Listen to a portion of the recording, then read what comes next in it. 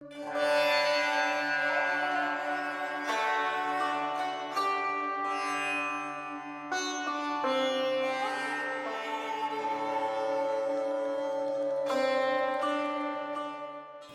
morning, everyone. We are continuing with Merging with Siva lessons in chronological order, and we're in Chapter 32, The Astral Body, a talk given in 1960. Continuing lesson 221 on harnessing instinctiveness. Another dimension of the instinctive mind is the habit mind. Habits are built into us from childhood. Some remain conscious and others enter the subconscious. The most difficult to overcome are our habitual identifications with the force fields of our city or state, our country, our race, and even the world itself. Even if we identify with the world, we have to transcend that. Okay. The many ramifications of human behavior which pertain to a study of the habit mind could fill many books. Prejudice is one of the negative emotions contained in the habit mind. We may not think of prejudice as being a habit, but it is. Many adults retain very strong habitual prejudices. They do not care for people who do not belong to their particular race, caste, or social class. When there is a sudden shift or disturbance in the race's instinctive mind, its forces may very suddenly and quickly become aggressive, arousing the lower instinctive emotions. When, however, the race mind is allowed either to run its natural evolutionary course, or it is kept under control and its own sense transcended, then man realizes that he cannot judge himself or another on the basis of race, color, caste, creed, or nationality, but rather on the basis of spiritual individuality. Make a list of all the negative emotions which still reside in your instinctive force field. Should you find that you are dominated by one or more of these emotions, admit it to yourself honestly. This admission, this facing yourself, loosens the hold of the odic force and allows some actinic force to penetrate and dissolve the lower force field of the instinctive emotion you are examining. First step, admission. Second step, observation. When, for instance, you become angry, fearful, or jealous, observe yourself in this action. Immediately become aware of actinic force. Become an empty being of colorless energy. See the dark auric colors dissolve into a radiance of blue, yellow, lavender, and white. You can do this with your present understanding that the actinic force is much higher than the instinctive mind, much greater than the astral or the physical or health bodies. Very interesting idea there. I didn't write down a comment, but just came to me that similar to the idea of breath. Breath and thoughts are interrelated. If our thinking gets agitated, our breathing gets faster. If our breathing gets faster, our thinking gets agitated. If our breathing slows down, our thinking slows down. So it goes back and forth. So here we're saying that instinctive emotions generate colors in the aura. But if we change the colors in the aura, we change the emotions. A very interesting interrelationship there. So Gurudev is just making a simple suggestion on bringing blue, yellow, lavender, and white into the aura and thereby changing the emotions. So the commentary, those things to which you still react represent your low points and must be turned into actinic understanding before you can dissolve the odic force field that contains them. This goes back to the same lesson, but the part we read last time. Those things to which you still react represent your low points and must be turned into actinic understanding. So the idea is we identify, we understand, and we find a practice to overcome it. For example, when you interact with others who have possessions fancier than the ones you have, it makes you feel envious of them. This can be countered by focusing on feeling content with what you already have. So 3-step process. Identify, understand, and find a practice to overcome it. Then we get lesson 222, the intellect or outer ego. The 5th aspect of the soul is the odic causal sheath or intellectual mind, known in Sanskrit as buddhi-chitta. It functions on the odic causal plane within the second world of existence, antarloka, the creative realm of the intellect. Here the individual organizes information, gains new ideas or new ways of looking at old projects, and uses this knowledge to move vast magnetic force fields around on the Earth's surface. This plane is primarily subconscious, with occasional influences from the superconscious. It is basically a mental plane where odic forces are manipulated. The intellect is the aspect of the soul you use when you sit and think, memorize, or reason. The intellect can also be projected to distant places without leaving the physical body. Through this aspect, the adept can perceive what is there and accumulate knowledge or information. Patanjali talks about that. The first shining forth of man's individuality comes when he has the conscious control of the intellectual mind. After the practice of internal and external concentration has been perfected and the subconscious processes of meditation have taken hold, the thought forms of the yoga student become distinct and clear. The thought form is made of astral matter. It is odic force and has a color and is created within the consciousness of man. The intellectual mind works through the mechanism of creating, preserving, and destroying thought forms.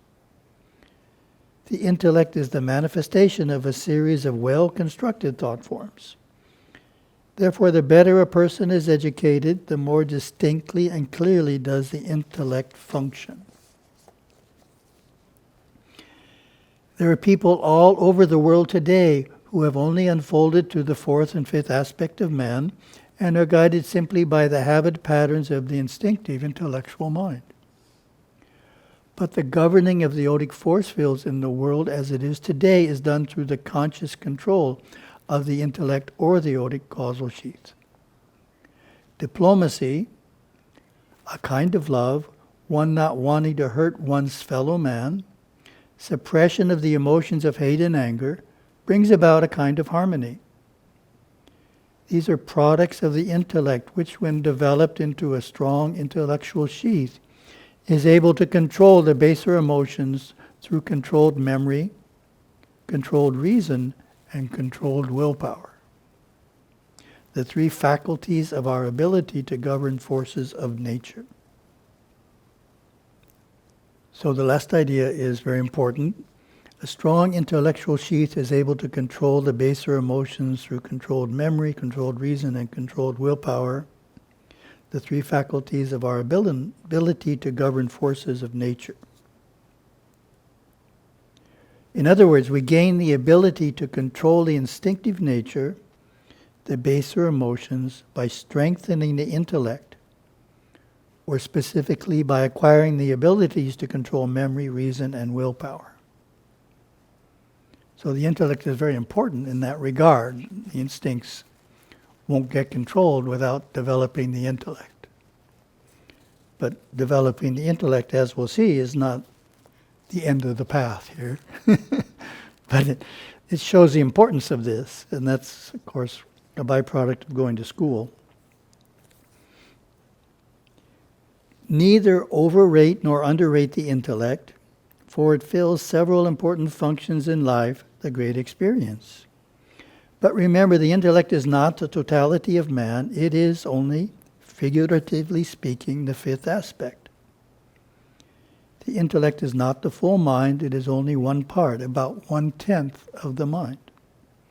The subconscious and the superconscious make up the other 9/10. So my commentary is, we can compare the intellect to the internet. The internet can be a great tool for communicating and quickly acquiring knowledge, and thereby increasing your productivity. However, the internet can also be a major distraction in life and make you less productive. So the intellect is the same way. It depends how we use it, if it's beneficial or an obstacle. Text. Opinionated knowledge is a faculty of memory. We study, we listen, we hear, and we quote the opinions of others. Opinionated knowledge is stored up in the memory gridwork of the subconscious mind. This provides security or a platform for the intellect, making it strong, developing an ego. Therefore, intellect is our ego. The ego separates people from people, nations from nations, and the soul from realization of the self. Then there's an excellent aphorism in Cognizant Ability I'm using as a commentary that elaborates on the idea of opinionated knowledge.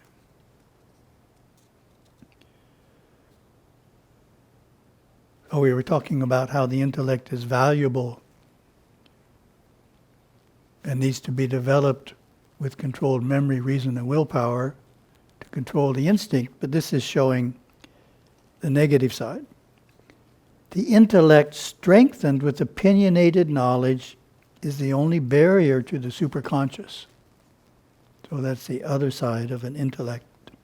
It can become a barrier to the superconscious by our clinging to its opinionated knowledge.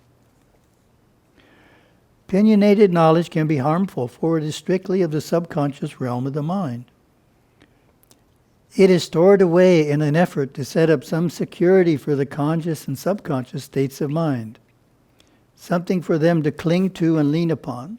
That is, the opinions of others, intellectual assertions made on happenings of the past based upon only what the eye and ear have received.